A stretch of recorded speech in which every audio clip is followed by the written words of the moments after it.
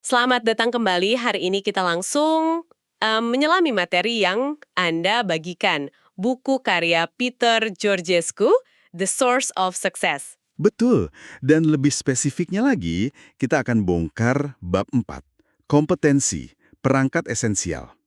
Jadi misi kita kali ini adalah mencari tahu, di tengah persaingan yang makin gila, apa sih sebenarnya keahlian-keahlian dasar yang jadi harga mati untuk bisa sukses. Dan yang menarik, Georgescu tuh nggak mulai dengan daftar teori yang gimana ya, yang membosankan gitu.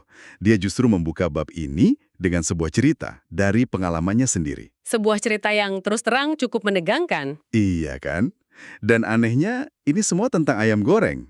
Betul sekali, tentang ayam goreng. Tapi ini bukan sekedar resep, melainkan soal seberapa dalam pengetahuan bisa jadi senjata pamungkas. Jadi ceritanya gini. Agensi periklanan Georgescu, Young and You Become atau YNR, lagi mati-matian berusaha mendapatkan Kentucky Fried Chicken, KFC ya. Iya, KFC. Sebagai klien mereka, ini klien impian. Jadi mereka siapkan segalanya. Taruhannya besar sekali waktu itu. Sangat besar. Nah, di tengah pertemuan puncak, seorang eksekutif KFC yang namanya Mike Miles dan nantinya jadi CEO melemparkan sebuah pertanyaan. Kelihatannya sih sederhana. Hmm? Dia bilang, jadi apa ide kalian untuk resep original yang ekstra renyah? Nah, ini dia. Ini bukan pertanyaan biasa, ini jebakan yang sangat cerdas. Jebakan, iya. Pertanyaan ini dirancang untuk menguji satu hal. Apakah YNR ini cuma tahu cara bikin iklan bagus, atau mereka benar-benar paham bisnis KFC sampai ke tulang-tulangnya? Tepat. Dan disinilah momen krusialnya. Georgescu dengan tenang dan penuh percaya diri menjawab, itu ide yang bagus, Pak. Tapi sayangnya mustahil. Wow. Ruangan pasti langsung hening. Langsung hening. Kemudian dia menjelaskan alasannya. Dia bilang, resep original KFC itu dimasak dengan pressure cooker, semacam panci presto raksasa, Oke. yang membuat ayamnya empuk dan bumbunya meresap sampai ke dalam. Sementara yang ekstra renyah itu kan digoreng dengan cara konvensional di wajan terbuka. Prosesnya sama sekali beda. Persis. Georgescu menjelaskan perbedaan teknis ini dengan sangat detail. Dia menunjukkan bahwa dia paham proses di dapur KFC lebih dari sekedar konsumen biasa. Dia nggak menang dengan presentasi heboh tapi dengan satu fakta teknis. Betul.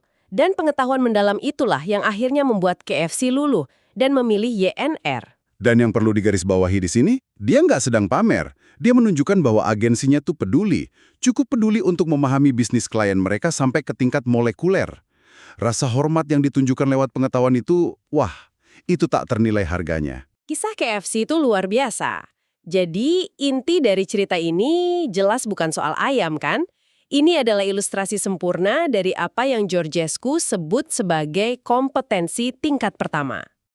Tepat. Intinya adalah apa yang disebut Georgescu sebagai kompetensi fondasi. Keahlian-keahlian fundamental yang, ya, nggak bisa ditawar. Dia bilang, tanpa penguasaan hal-hal mendasar ini, semua konsep bisnis lain yang lebih seksi, Seperti kreativitas, inovasi. betul, atau kepemimpinan yang menginspirasi, itu semua cuma jadi omong kosong, cuma angan-angan tanpa eksekusi yang solid. Oke, jadi apa aja sih fondasi yang tak lekang oleh waktu ini? Yang pertama jelas dari cerita tadi, kuasai bisnis Anda luar dalam, bukan cuma di permukaan. Bukan, tapi sampai ke detail teknis seperti cara masak ayam tadi. Lalu yang kedua, dan ini sering jadi momok bagi banyak orang, adalah pahami angka-angka. Georgescu kasih contoh ekstrim dari Dell Computers. Oh iya? Di puncak kejayaannya, Dell punya sekitar 4.000 metrik berbeda untuk mengukur setiap aspek kinerja mereka. Logikanya sangat sederhana dan, brutal. Apa itu? Apa yang tidak diukur, tidak akan pernah dikerjakan dengan benar. Benar juga, kalau nggak ada ukurannya gimana kita tahu sudah berhasil atau belum? Poin ketiga ini juga krusial. Pekerjakan orang yang tepat dan jangan pernah ragu untuk memberhentikan mereka yang tidak cocok. Ini kedengarannya kejam ya. Tapi Georgescu menekankan bahwa ini justru hal yang paling manusiawi untuk dilakukan. Kenapa begitu? Karena membiarkan seseorang ada di posisi yang nggak tepat itu nggak adil. Buat perusahaan dan juga buat individu itu sendiri. Mereka akan lebih bahagia dan produktif di tempat lain. Ini bukan soal kegagalan, tapi soal kecocokan. Masuk akal, selanjutnya tanamkan etos kerja yang sehat. Lalu ada juga soal pahami laporan keuangan. Ini kayak belajar bahasa baru. Betul.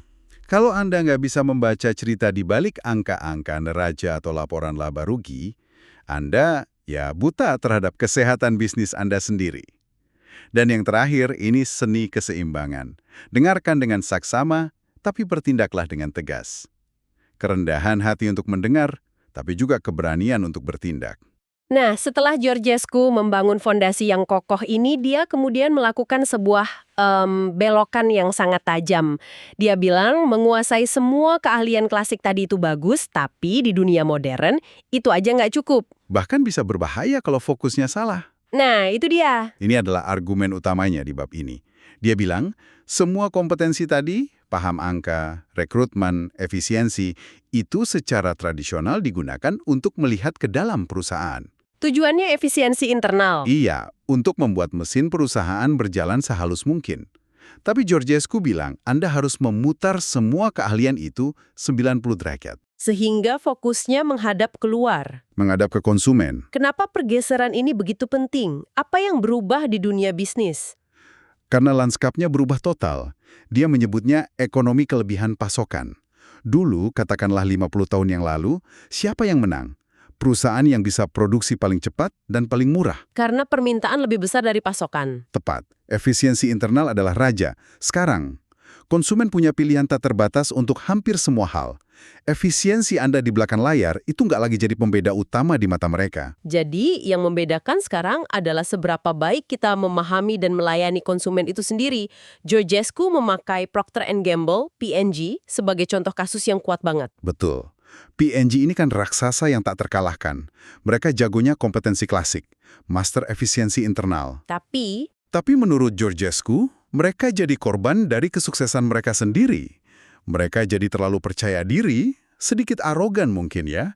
Mereka merasa paling tahu apa yang terbaik untuk konsumen. akibatnya di tahun 90-an bisnis mereka mulai goyah. Iya, pesaing baru yang lebih lincah mulai menggerogoti pasar mereka. Sampai akhirnya datang seorang CEO baru bernama A.J. Lafley.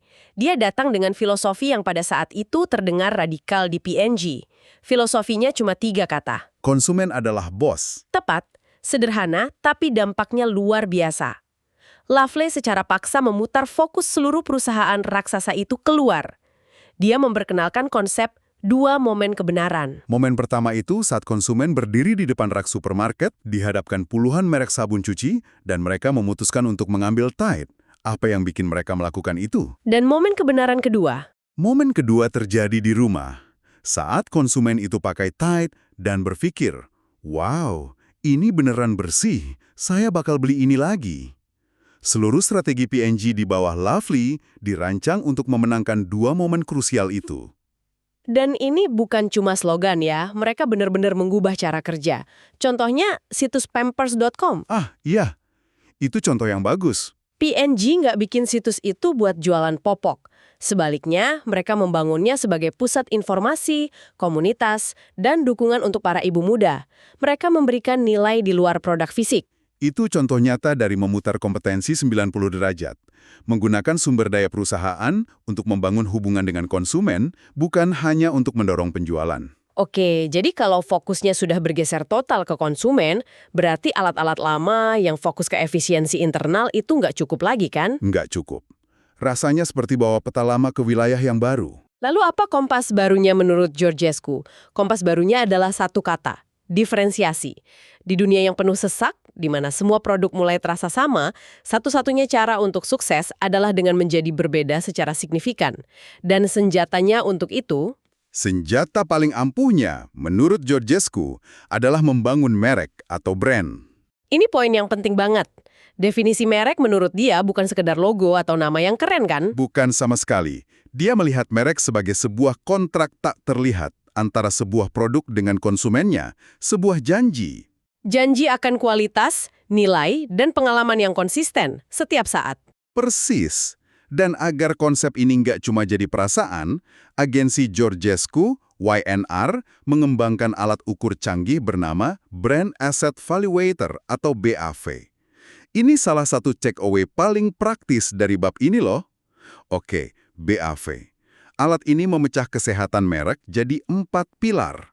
Pilar pertama adalah diferensiasi. Sesederhana, apakah merek ini menonjol? Apakah ia punya sesuatu yang unik? Dan menurut studi BAV, pilar inilah yang menentukan margin keuntungan. Makin unik, makin tinggi harganya. Oke, pilar kedua? Relevansi.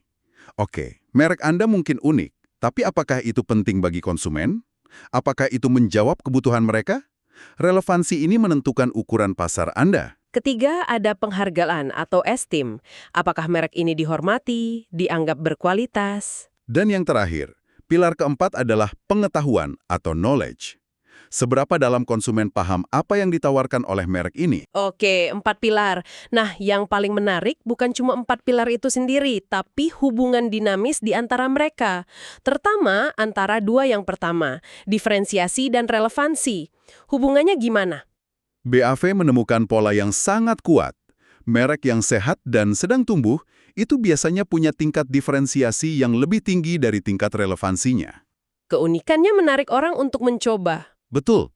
Sebaliknya, kalau relevansinya jauh lebih tinggi dari diferensiasinya, itu lampu kuning. Itu tandanya merek tersebut sedang dalam perjalanan menjadi komoditas. Jadi orang pakai karena praktis atau ada di mana-mana, tapi nggak ada ikatan emosional. Tepat. Mereka bisa beralih ke merek lain kapan saja. Ini insight yang bisa langsung Anda pakai. Coba pikirkan merek yang sering Anda gunakan. Anda memilihnya karena ia benar-benar beda, atau karena relevan dan ada di mana-mana. Jadi, untuk menciptakan diferensiasi yang relevan itu, kuncinya ternyata sangat manusiawi ya, membangun keintiman dengan pelanggan. Benar. Georgescu bilang, pemenangnya adalah penjual yang paling mengenal pelanggannya. Rasanya kayak kembali ke zaman dulu, di mana pemilik toko kelontong di desa kecil kenal nama dan kebiasaan setiap pelanggannya. Dan gimana cara mencapai keintiman dalam skala besar di zaman sekarang? Lupakan segmentasi demografis kuno, usia, jenis kelamin, lokasi. Itu sudah nggak relevan. Kita harus beralih ke segmentasi berbasis perilaku. Apa yang orang lakukan itu jauh lebih penting daripada siapa mereka. Amazon adalah contoh monster dari prinsip ini kan? Contoh terbaik.